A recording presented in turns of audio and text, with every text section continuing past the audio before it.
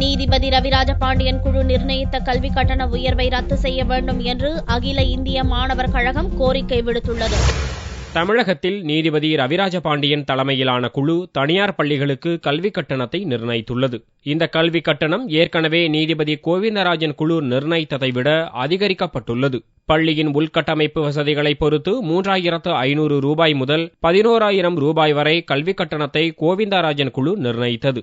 ஆனால் ரவிராஜ பாண்டியன் குழு 5,000 ரூபாய் முதல் 28,000 ரூபாய் வரை கட்டணத்தை அதிகரித்து நிர்ணயித்துள்ளது.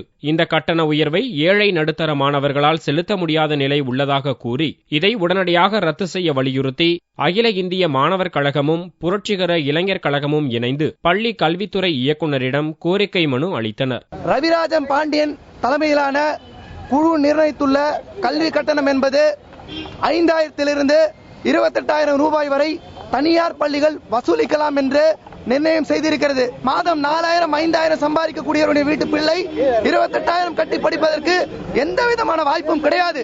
ஆகவே தமிழக அரசாங்கம் உடனடியாக ரவிராஜ பாண்டியன் தலைமையிலான கல்வி கட்டணத்தை ரத்து செய்ய வேண்டும் என்றும் கட்டாய நன்கொடை வாங்குகின்ற கல்வி வியாபாரிகளை கைது செய்து சிறையில் அடைக்க வேண்டும் என்றும் தமிழ்நாட்டிலே தற்போது எந்த படிப்பை படிக்கலாம், எந்த புத்தகத்தை படிக்கலாம் என்ற நிலை இல்லாமல் எதிர்காலமே கேள்விக்குறியாக பள்ளி மாணவர்களுக்கு மாறி இருக்கிறது.